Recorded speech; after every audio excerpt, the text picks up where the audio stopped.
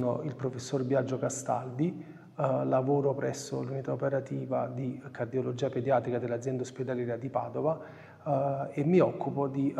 emodinamica e trattamento interventistico delle cardiopatie congenite.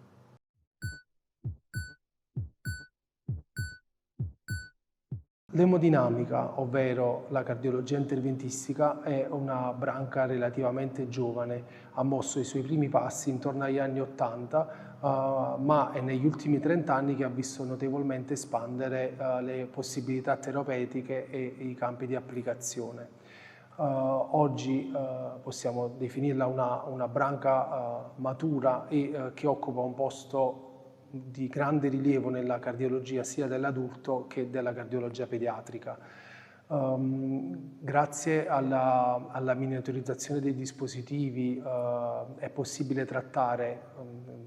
praticamente tutte le cardiopatie congenite semplici senza l'intervento chirurgico. Per le cardiopatie complesse la prima correzione al momento è quella chirurgica, quella che si chiama correttiva, tuttavia anche in quel campo la cardiologia interventistica, l'emodinamica può permettere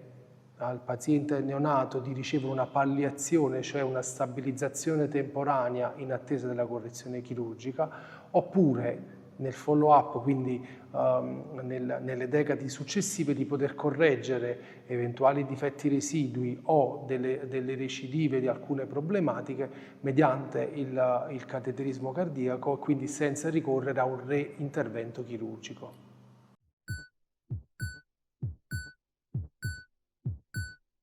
Il grosso vantaggio della cardiologia interventistica è quello di poter trattare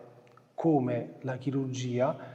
la correzione di una cardiopatia congenita senza la necessità di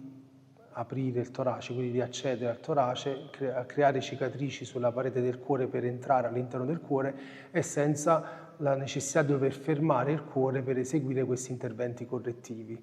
Questo chiaramente ha numerosissimi vantaggi per il paziente, in primis perché non è una procedura dolorosa, in secondo luogo perché il ricovero sarà molto più breve perché non essendoci cicatrici, il rischio di infezioni o la necessità di dover attendere una cicatrizzazione non è previsto e quindi il paziente può ritornare subito a camminare alla sua vita normale senza bisogno di riabilitazione o di una degenza lunga per poter completare l'iter curativo. La possibilità di correggere questi difetti congeniti si è ampliata notevolmente, per cui ad oggi, secondo le linee guida internazionali, tutti i difetti che possono essere corretti con una procedura per via percutanea devono essere valutati in primo luogo per una correzione di tipo non invasivo e solo quando questo è controindicato e non è possibile si può considerare l'intervento chirurgico.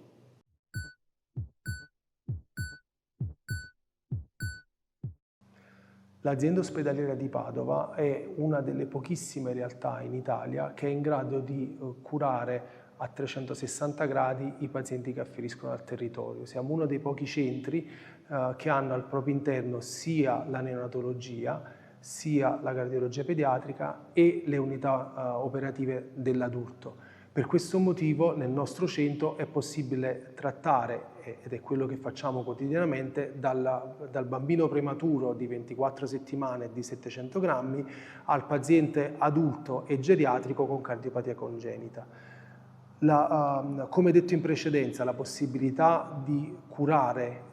i pazienti con cardiopatia congenita mediante intervento chirurgico e cateterismo cardiaco permette all'85% dei pazienti di sopravvivere all'età adulta.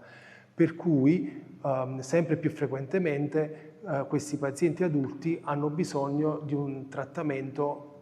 particolare che preveda sia le patologie proprie dell'adulto sia le problematiche secondarie alla cardiopatia congenita che purtroppo si portano indietro dalla nascita. Grazie alle nostre skill e alla collaborazione con le altre unità operative abbiamo partecipato a numerosi trial e abbiamo utilizzato diversi device per correggere patologie quali la tetralogia di Fallot, la quartazione aortica, difetti interventricolari, il dotto di Botallo e così via. Per cui Padova è senz'altro un centro di riferimento a livello internazionale ed europeo per il trattamento percutaneo delle cardiopatie congenite.